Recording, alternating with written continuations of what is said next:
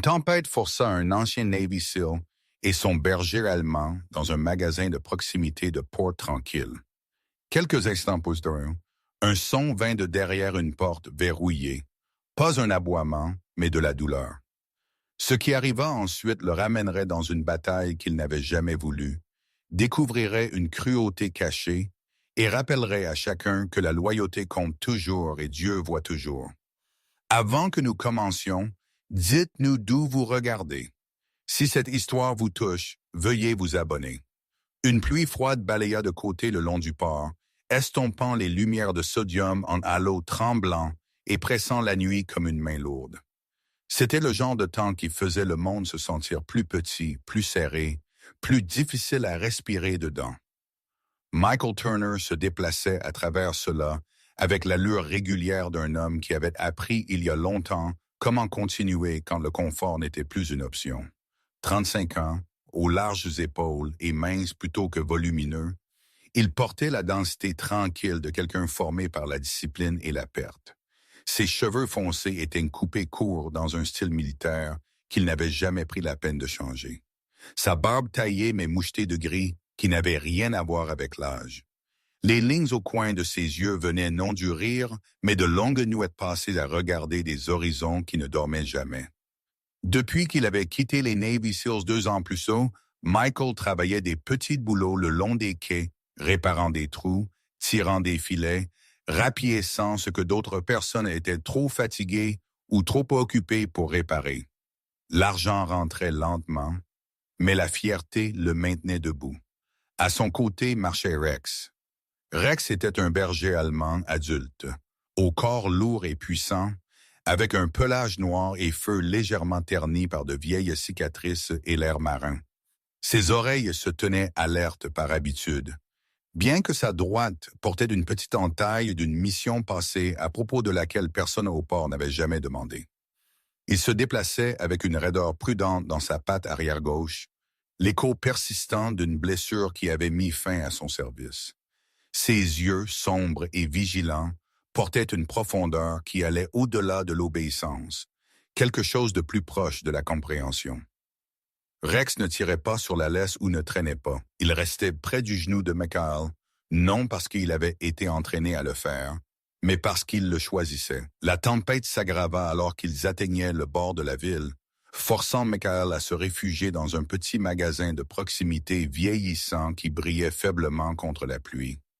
L'endroit sentait le café rassis et le carton humide.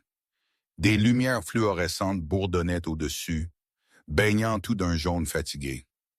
Michael attacha Rex juste devant l'entrée sous l'auvent, s'accroupissant brièvement pour rencontrer le regard du chien. « Je serai juste ici », murmura-t-il, reposant son front contre celui de Rex un instant. Rex souffla doucement, son souffle chaud, régulier, confiant. À l'intérieur, le magasin était presque vide. Derrière le comptoir se tenait une femme à la fin de la quarantaine, bien entretenue et droite, avec des cheveux blonds coiffés avec soin et un cardigan bleu marine repassé qui semblait déplacé dans un magasin comme celui-ci. Sa posture était rigide, son sourire pratiqué et mince, le genre qui n'atteignait pas tout à fait les yeux.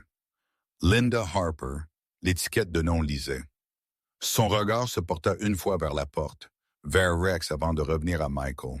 « Les chiens ne sont pas autorisés à l'intérieur, dit-elle platement, bien que Rex n'eût jamais franchi le seuil. « Ils restent dehors, répondit Michael calmement. Sa voix était basse, même un ton qui avait une fois été utilisé pour désamorcer des situations bien pires que celle-ci. Les lèvres de Linda se pressèrent, comme si elle était déçue de n'avoir rien à corriger. Michael paya pour une tasse de café et une barre protéinée bon marché, ses pensées dérivant comme elle le faisait souvent tard dans la nuit. La vie après le service n'avait pas été aimable. Certains matins, il se réveillait s'attendant à des ordres, s'attendant à un but remis à lui comme un sac chargé. Au lieu de cela, il n'y avait que le rythme lent de la survie et la présence constante du chien qui l'avait suivi d'une vie à l'autre, sans question. Puis il l'entendit. Pas un aboiement, pas un grognement d'avertissement. C'était un son tiré du plus profond de la poitrine de Rex. Un bruit guttural étranglé qui arrêta la respiration de Michael en plein pas.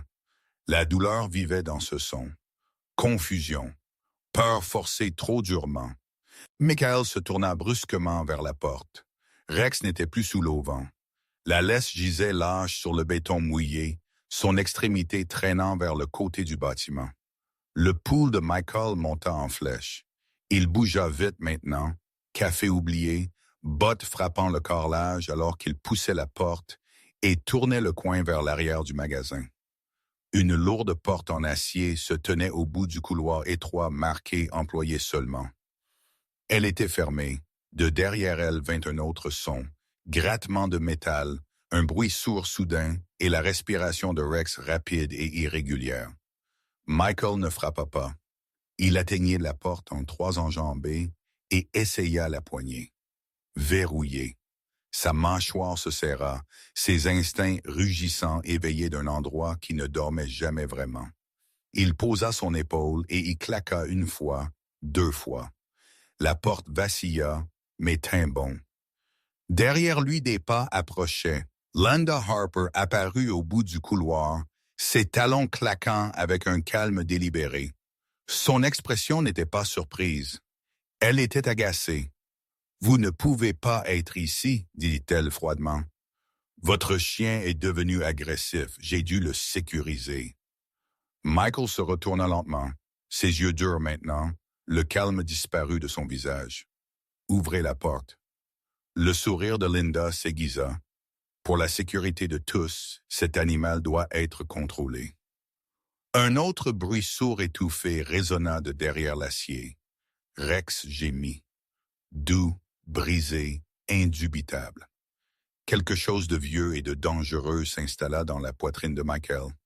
Il s'approcha de la porte de nouveau, les doigts se recroquevillant, calculant déjà les angles, la force, les conséquences. Derrière lui, Linda croisa les bras, regardant non pas avec peur, mais avec intérêt, comme si elle avait attendu de voir quel genre d'homme il était vraiment. Michael prit une respiration qui sentait la rouille et la pluie. Puis, il poussa son épaule en avant.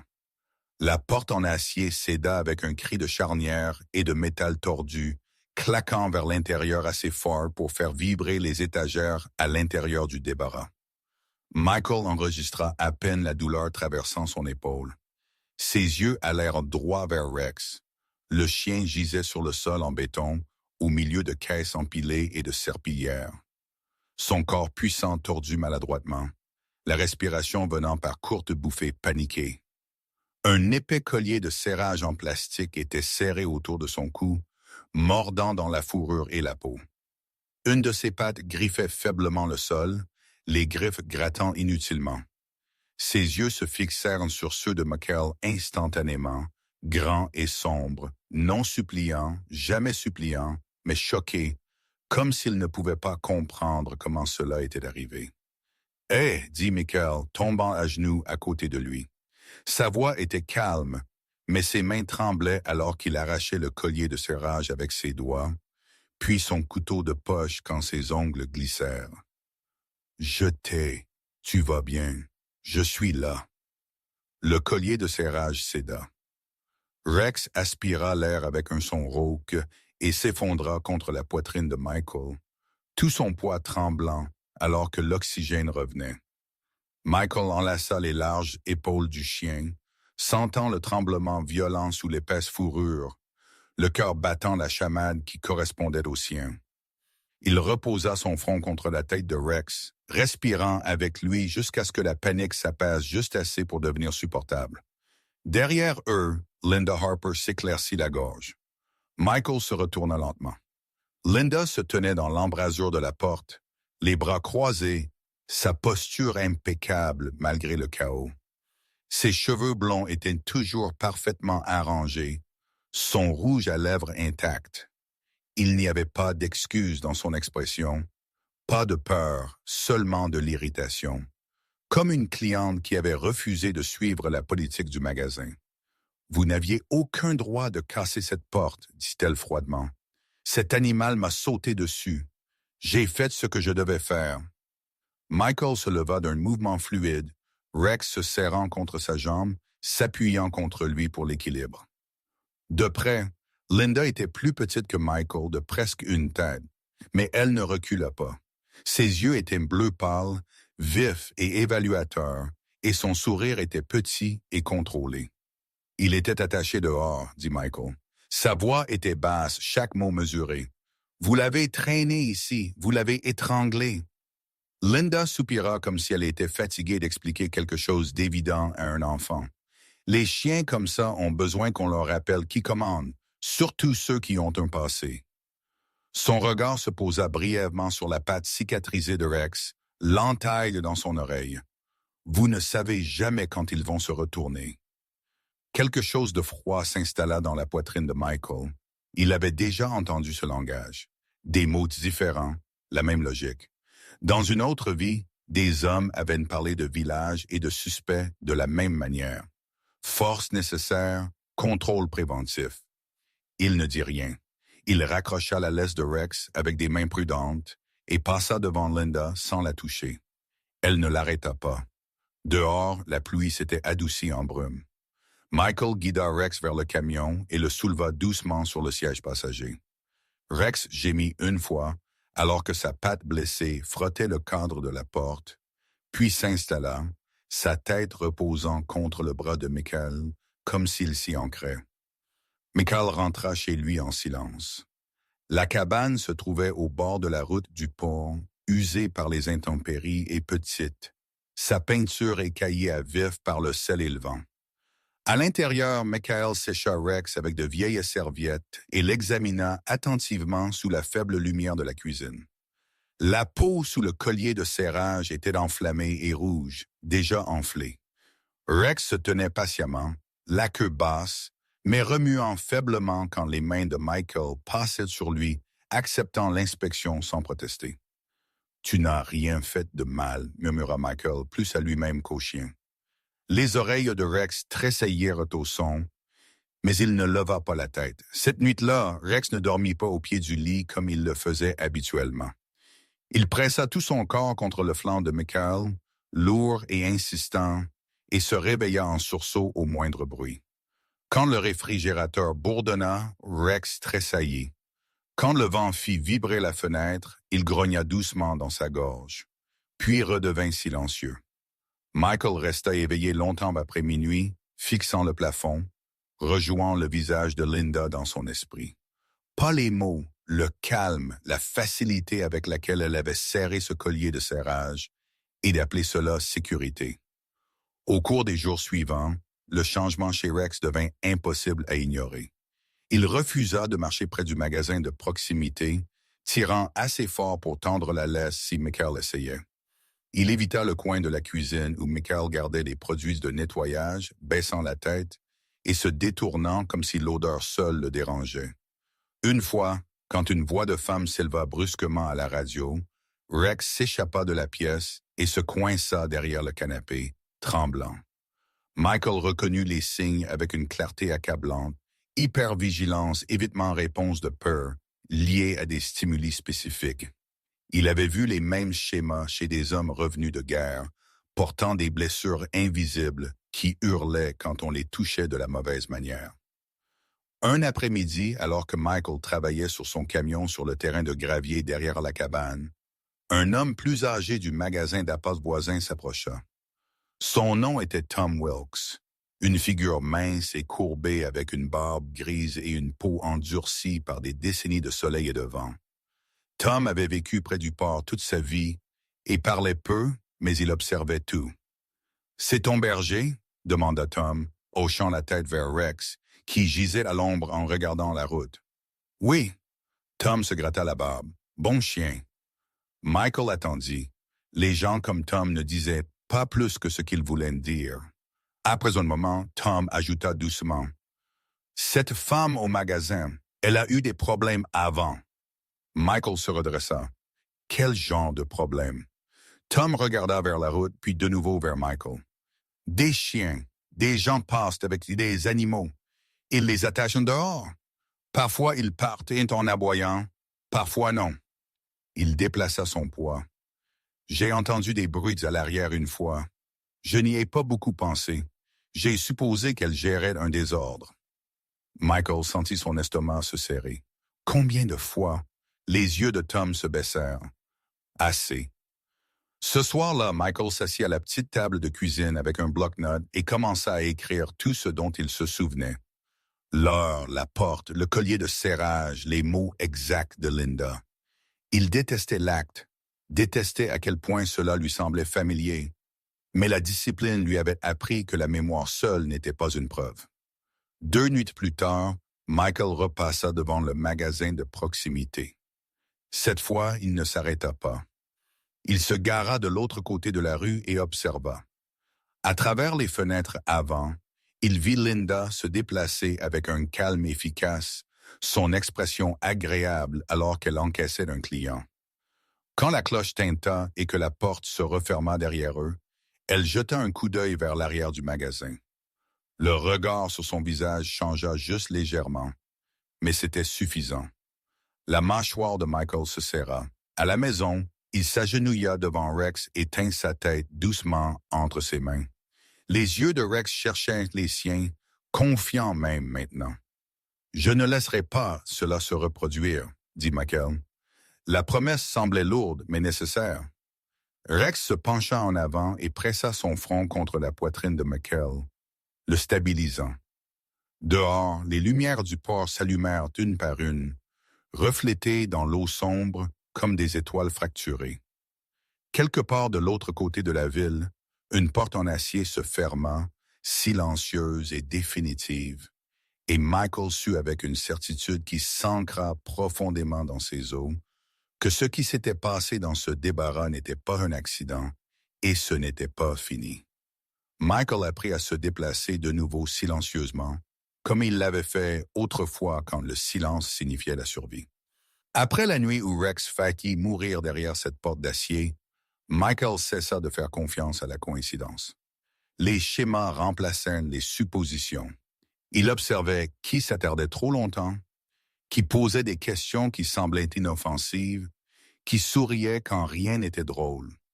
La ville portuaire se réveillait toujours aux mouettes et au diesel et au frottement des cordes contre le bois mouillé, mais sous tout cela coulait un courant plus mince, plus sombre, et Michael le suivait patiemment. Rex guérit suffisamment pour marcher avec confiance, bien que sans aisance. La peau de son cou portait une légère crête là où le lien en plastique avait mordu profondément.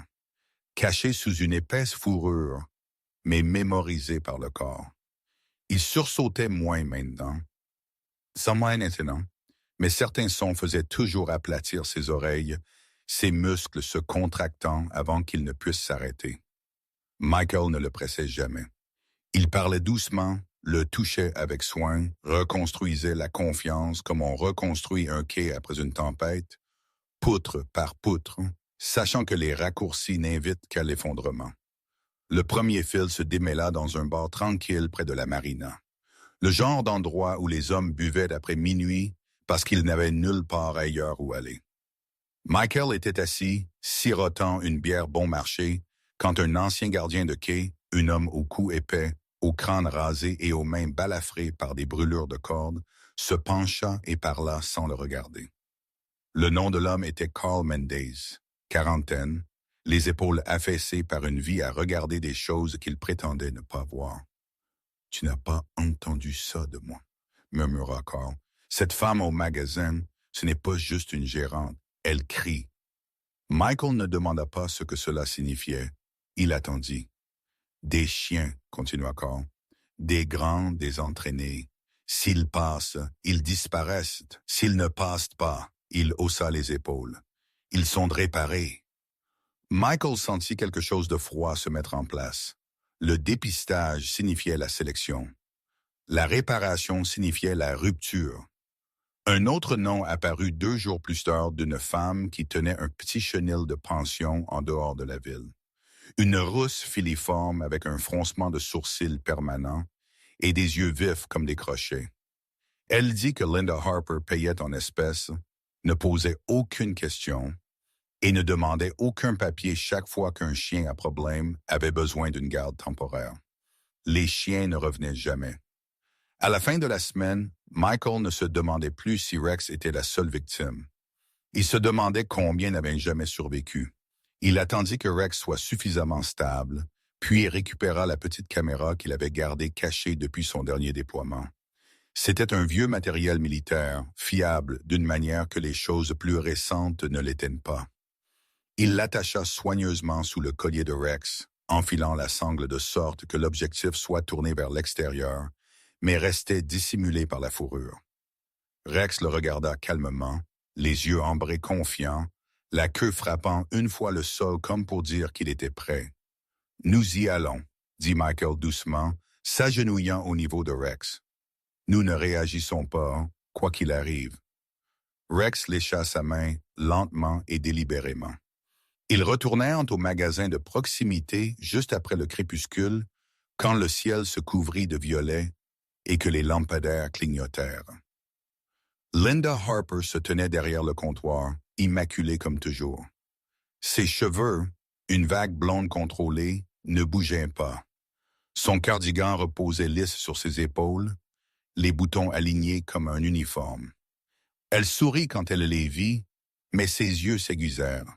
« Encore, dit-elle agréablement. Vous devriez vraiment l'apprendre. » Michael paya une bouteille d'eau et un paquet de crackers. Rex se tenait à son talon, posture parfaite, respiration lente. Linda fit le tour du comptoir, ses pas non pressés, sa voix baissant pour devenir plus douce, plus intime. « Vous savez, dit-elle, s'arrêtant à quelques centimètres de Rex, certains chiens portent des dommages qu'on ne peut pas corriger par l'entraînement. » Les oreilles de Rex tressaillirent. La main de Michael se serra légèrement sur la laisse, puis se relâcha de nouveau. Linda se pencha plus près. « Je peux aider avec ça. » Ses doigts effleurèrent le collier de Rex, désinvolte, possessif. La caméra capta tout, la façon dont son sourire disparaissait quand elle pensait que personne ne regardait. La pression de sa main quand Rex se raidit. Le chuchotement aigu destiné uniquement à lui. « Comporte-toi ou on retourne. » Le pouls de Michael resta stable. Il termina son achat et se tourna pour partir. Alors qu'il le faisait, Linda s'éloigna et leva son téléphone, tournant légèrement le dos. La caméra capta clairement sa voix. « Oui, dit-elle dans le récepteur. Le même. Il est ici, toujours intact. Je pense qu'il fera l'affaire. » Elle marqua une pause, écoutant, puis ajouta. « Non, je peux gérer. S'il résiste, je le corrigerai. » Michael sortit sans regarder en arrière. Cette nuit-là, il révisa les images 2 fois, puis une 3e fois, se forçant à regarder chaque seconde. Les mots de Linda étaient lourds, indéniables. Il y avait un « il », il y avait un système et il y avait une intention, mais Linda n'était pas négligente. 2 jours plus tard, elle remarqua. Michael le sentit d'abord dans l'air. La façon dont un camion ralentissait près de sa cabane, le moteur tournant au ralenti trop longtemps. La façon dont des pas s'arrêtaient devant sa porte la nuit, se retirant quand il bougeait. Rex le sentit aussi, se positionnant entre Michael et la porte. Corps tendu, alerte. L'effraction vint sans bruit. Michael rentra tard des quais pour trouver la serrure proprement éclatée. Le bois craquait avec une force exercée. À l'intérieur, rien n'était renversé. Pas de chaos, juste l'absence. Le bloc-notes avait disparu. Le disque de sauvegarde des images de la caméra s'était évanoui. Même la petite boîte où Michael gardait de vieux écussons d'unité gisait ouverte et vide, comme si quelqu'un avait voulu lui rappeler qu'il savait exactement qui il était. Rex grogna doucement, le nez travaillant l'air, les poils hérissés. « Ils étaient prudents », dit Michael doucement, plus à lui-même qu'au chien. « Cela signifie qu'ils ont peur. » L'après-midi suivant, Michael emmena Rex à une modeste clinique vétérinaire en bordure de la ville.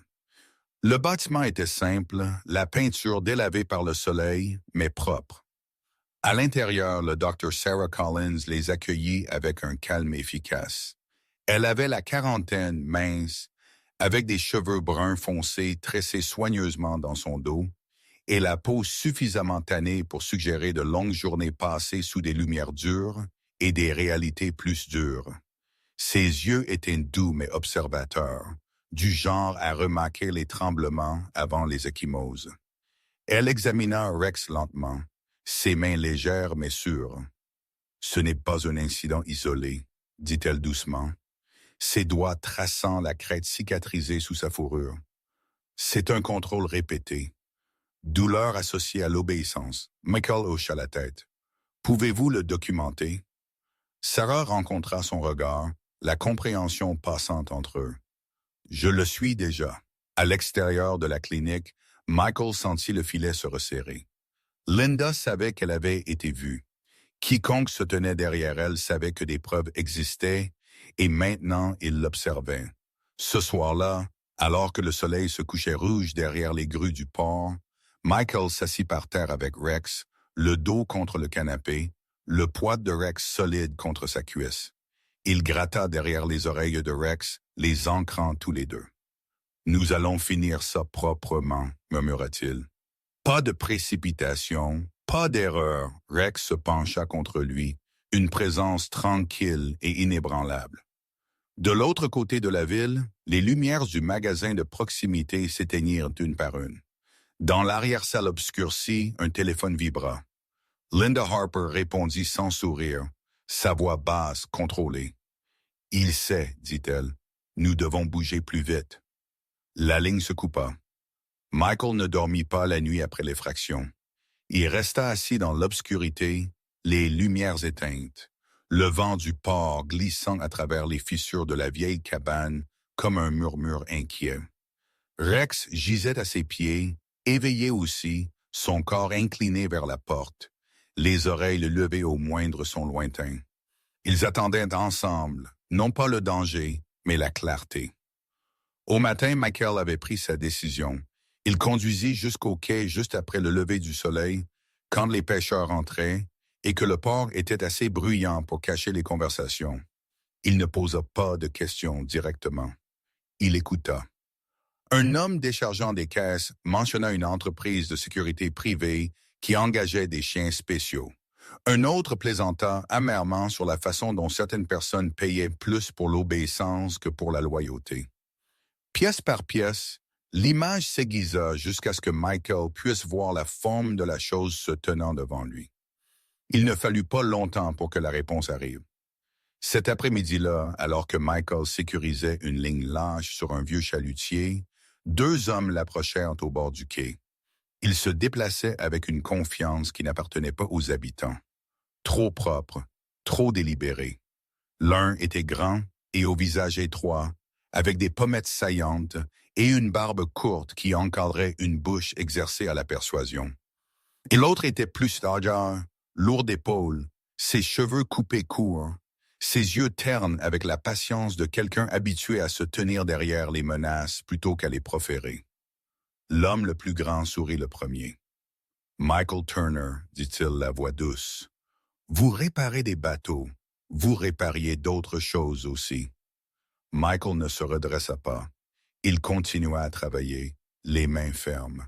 « Que voulez-vous? »« Juste une conversation, » répondit l'homme, « à propos de votre chien. » Rex s'approcha de la jambe de Michael, silencieux mais vigilant. L'homme hocha la tête d'un air approbateur. « Ce berger a de la valeur. Un entraînement comme ça ne disparaît pas. Nous sommes prêts à vous compenser généreusement. De l'argent, assez pour ne plus vous soucier du loyer, assez pour recommencer. » Michael le regarda enfin. Ses yeux étaient calmes, vides de curiosité. « Et si je dis non ?» L'homme plus large déplaça son poids, ses bottes raclant le bois. « Alors ça devient désagréable. » Michael posa ses outils et se leva. Il était plus grand qu'eux deux, sa présence discrète mais dense, comme une porte que l'on ne réalise pas qu'elle est renforcée avant d'essayer de la briser. « Vous avez déjà cambriolé ma maison, » dit-il doucement. C'était votre réponse. Le sourire s'estompa. « Réfléchissez bien, dit le premier homme. Les chiens comme le vôtre n'appartiennent pas aux hommes qui posent des questions. » Michael attacha la laisse de Rex d'un mouvement doux et final. « Quittez le quai. » Ils partirent sans un mot de plus. Michael roula directement des quais vers un bureau fédéral 2 villes plus loin, un bâtiment bas en béton qui sentait faiblement le désinfectant et le vieux papier. À l'intérieur, il demanda quelqu'un avec un passé militaire. Il était préparé à être refoulé. Au lieu de cela, l'agent Laura Mitchell entra dans la salle d'attente. Elle avait la quarantaine, grande et droite, avec des cheveux noirs coupés courts, parsemés de gris aux tempes. Son visage portait le calme de quelqu'un qui avait vu pire que la plupart et avait appris à ne pas le faire savoir. Quand elle serra la main de Michael, sa poigne était ferme mais brève. « Vous êtes que lui avec le chien, dit-elle. Pas une question. » Dans son bureau, Michael exposa tout. Les images, les menaces, les fractions, les noms qu'il avait entendus chuchoter autour du port. Laura écouta sans interrompre, son expression illisible, les doigts en ogive sous son menton. Quand il eut fini, elle expira lentement. « Rex, dit-elle, jetant un coup d'œil au chien, attendant calmement près de la porte. Était actif à Kandahar. Je me souviens de l'unité. Il a tiré 2 hommes d'une structure effondrée sous le feu. » La mâchoire de Michael se serra. « Ils veulent le vendre. Ils veulent vendre ce qu'il représente, corrigea Laura. Contrôle, fiabilité, silence. » Elle se leva et marcha vers la fenêtre. « Nous suivons un pipeline privé comme celui-ci depuis des mois. Couverture civile, exécuteurs locaux, chiens entraînés par la douleur, pas par le partenariat. » Elle se retourna vers lui. « Vos preuves comblent des lacunes que nous ne pouvions pas fermer. »« Que se passe-t-il maintenant? » demanda Michael. Le regard de Laura s'endurcit. « Maintenant, nous ne nous cachons plus. » Le plan se mit en place rapidement, non précipité, précis. Le magasin de Linda Harper fut placé sous observation discrète. Un mandat fut rédigé, mais retenu. Ils avaient besoin d'elle en flagrant délit, pas seulement soupçonnée. 2 nuits plus tard, Michael retourna au magasin de proximité. Cette fois, non pas comme appât, mais comme témoin. Linda était seule derrière le comptoir, sa posture aussi parfaite que jamais. Dans l'arrière-salle, un gémissement bas passa à travers la porte. Un autre chien, plus petit que Rex, sa peur brute et non filtrée. Linda ne tressaillit pas. La main de Michael se serra en un point. Il n'intervint pas. Pas encore. Quelques minutes plus tard, la porte arrière s'ouvrit. Des agents fédéraux entrèrent avec une vitesse contrôlée. Âme abaissée mais prête. Voix claire et ferme. Linda se retourna, le choc brisant enfin son calme alors qu'on lui ordonnait de s'éloigner du chien. Le petit mélange de berger se recroquevilla dans le coin, les côtes visibles sous une fourrure clairsemée, les yeux écarquillés de terreur. Rex se tenait à côté de Michael, silencieux, la tête haute. La protestation de Linda mourut dans sa gorge quand elle vit l'insigne sur la veste de Laura Mitchell. Pour la première fois, la peur fit surface, vive et indubitable. « Ce n'est pas ce que vous pensez, » dit Linda faiblement. Laura ne répondit pas. Elle hocha la tête une fois, et des menottes se refermèrent autour des poignets de Linda. Dehors, l'air de la nuit semblait plus léger. Michael s'agenouilla à côté du chien effrayé alors qu'un vétérinaire arrivait pour prendre le relais. Rex observa calmement, non triomphant, non agressif, seulement présent. Laura s'approcha de Michael, son expression adoucie juste légèrement.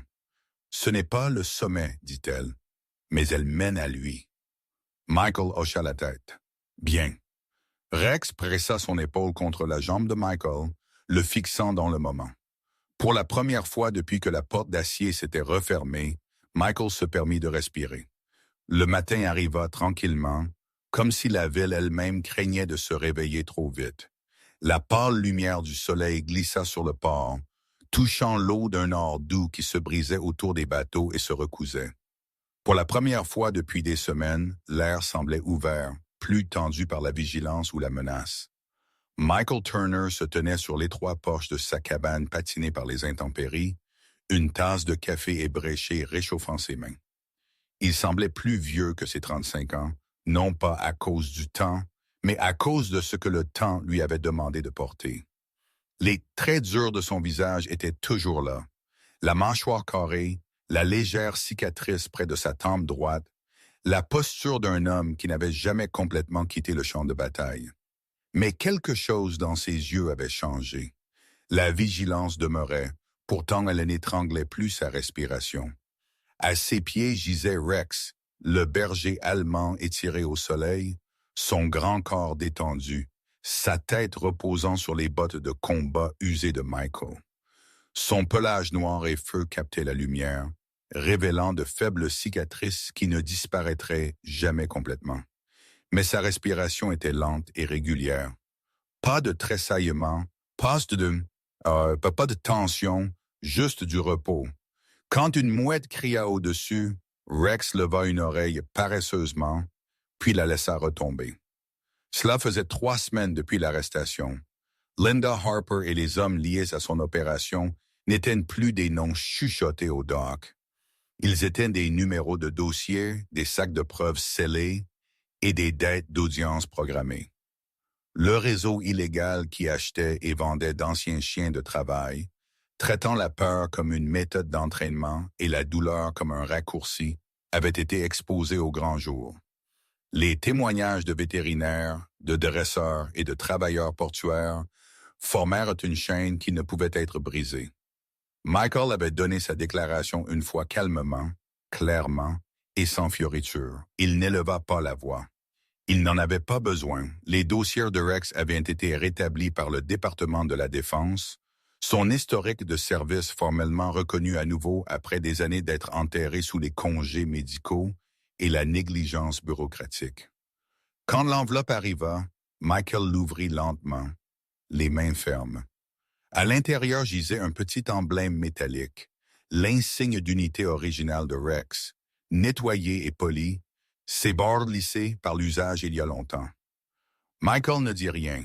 Il s'agenouilla simplement et plaça l'emblème à côté du collier de Rex. Rex le renifla une fois, puis le poussa avec son nez, la queue frappant doucement le sol. On frappa à la porte juste après 8 heures. Michael ouvrit pour trouver le Dr. Sarah Collins debout sur le porche. À la lumière du jour, elle semblait encore plus posée qu'à la clinique.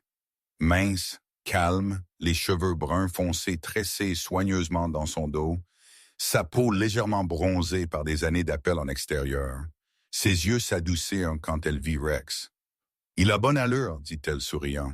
« Il se sent bien, répondit Michael. C'est différent. » Sarah hocha la tête. « Je voulais vérifier avant le tribunal cet après-midi. » Elle hésita, puis ajouta. « Et j'ai apporté quelque chose. » Elle plongea la main dans son sac et en tira une mince chemise. À l'intérieur se trouvaient des documents, des certifications, des plans de programme et une lettre de recommandation déjà signée par un coordinateur régional. Sarah observa Michael attentivement pendant qu'il lisait. « Il démarre une initiative de réhabilitation, expliqua-t-elle, pour les chiens de travail retraités et traumatisés. Non pas pour les réentraîner à la force, mais pour les aider à revivre. Ils ont besoin de quelqu'un qui comprenne les deux côtés, quelqu'un qui ne les traitera pas comme du matériel cassé. » Michael regarda Rex puis Sarah. « Je ne suis pas un dresseur. » Le sourire de Sarah était doux mais ferme. « Vous êtes exactement ce dont ils ont besoin. » Plus tard ce jour-là, Michael conduisit jusqu'au bâtiment fédéral surplombant l'eau.